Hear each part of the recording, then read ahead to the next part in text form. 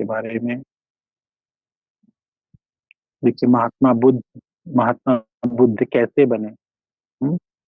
नाम सिद्धार्थ था लेकिन वो बुद्ध बने। तो एक परिस्थितियां, एक समझ,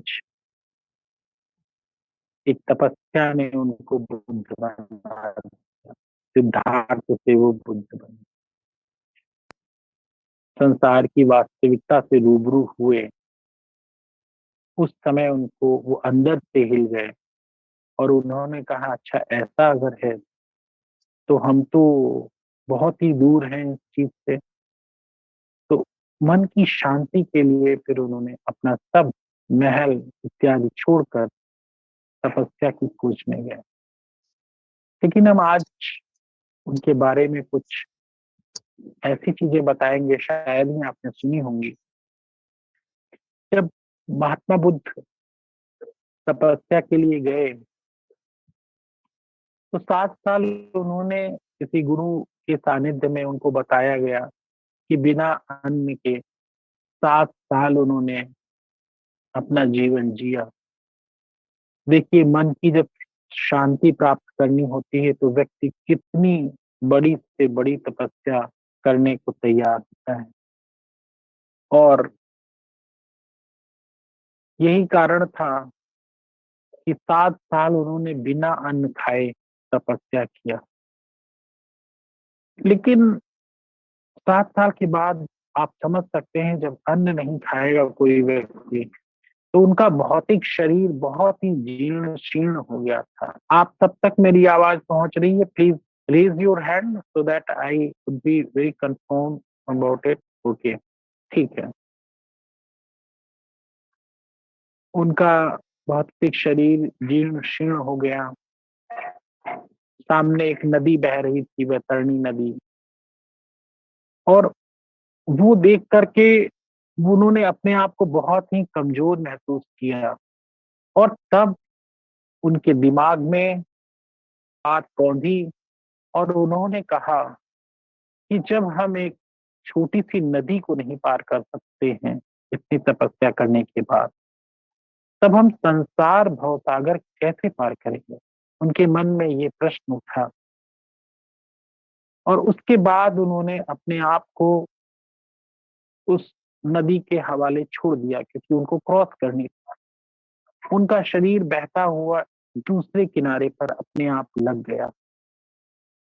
और वो जब दूसरे किनारे पर आए किसी तरह उठ करके, तो एक वृक्ष था वहां पर, जिसको कि हम आज भी वो वृक्ष कहते हैं जहां पर उनको एनलाइटनमेंट हुआ।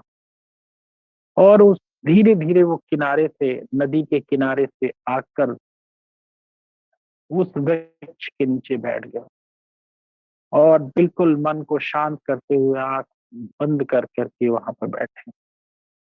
तभी उधर से एक सुजाता नाम की कोई लड़की निकली। तो उसने सोचा कि उसका कोई व्रत था शायद। वो एक खीर लाई थी एक लोटे में। तो उसने सोचा कि ये कोई महात्मा जी हैं शायद, और उसने वो खीर तब महात्मा बुद्ध को समर्पित कर दी, उनको चढ़ा दिया। आप विश्वास नहीं मानेंगे, महात्मा बुद्ध इतने भूखे थे उस समय, उनके शरीर में इतनी कमजोरी आ गई थी। उन्होंने जब खीर देखा तो पूरा लोटा खीर उन्होंने आराम से खाया। और उसके बाद जब उन्होंने ध्यान किया तो उनका ध्यान एकदम समाधि में बदल गया। उनको जैसे लगा कि मानो शरीर में एक अद्भुत सी शक्ति आ गई और उनका ध्यान जैसे पूरा लग गया एकदम समाधि की ओर। और उस दिन और उस क्षण उन्होंने ये फील किया कि जीवन में हम अगर अपने आप को बहुत कष्ट देते हैं, इतना कष्ट दे दें कि हमारा ध्यान भी ना लगे, वो भी एक बेमायने। और उस दिन इसीलिए कहते हैं कि वहां पर उन्होंने समाधि प्राप्त किया, समाधि का वहां पर उनको अनुभव हुआ। समाधि अर्थात ध्यान की उच्च अवस्था। और उस दिन उन्होंने अपने आप से संकल्प लिया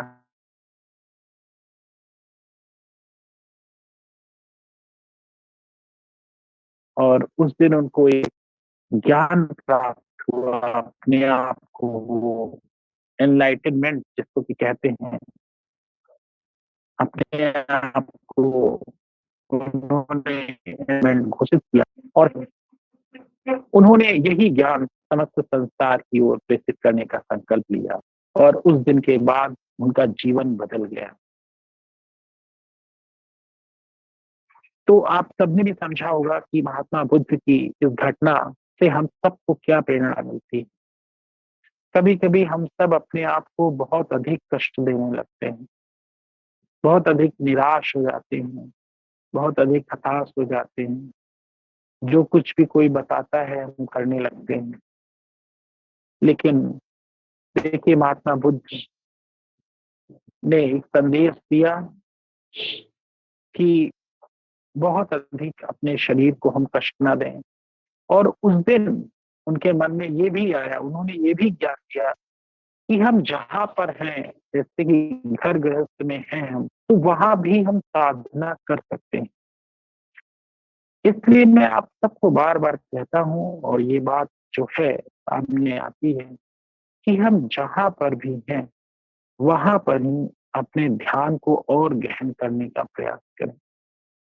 क्योंकि जो परिस्थितियां आपके साथ हैं तथा जो मन आपके साथ है, मन तो आपके साथ सदैव जाएगा और संसार के विभिन्न स्थानों पर भी वही मन आपसे वही बातें करेगा लगभग। परिस्थितियां हर जगह अपनी अपनी होती हैं। इसलिए कोशिश ये करें कि आप जहां पर हैं सच्चे मन से एक सच्चे पुरुषार्थ करते हुए ध्यान के क्षेत्र में आगे बढ़े। दूसरा ये है, बहुत आप कंफ्यूज मत हो लोगों को लेकर के। बहुत आप ये भी मत सोचें कि शायद हम ठीक कर रहे हैं, नहीं कर रहे हैं। नहीं, आप नेचुरली प्राकृतिक रूप से बैठिए और ध्यान लगाइए। धीरे धीरे ध्यान आपका उच्च अवस्था तक पहुंचता जाएगा। तो मैं आशा करता हूँ कि आज ये महात्मा बुद्ध की बहुत ही अद्भुत कहानी हर जगह नहीं मिलती है शायद ही, लेकिन हाँ, आप सबके लिए एक प्रेरणा स्रोत बन सकती है। तो इस बात को अपने दिमाग में बिठाएं कि हम जहाँ हैं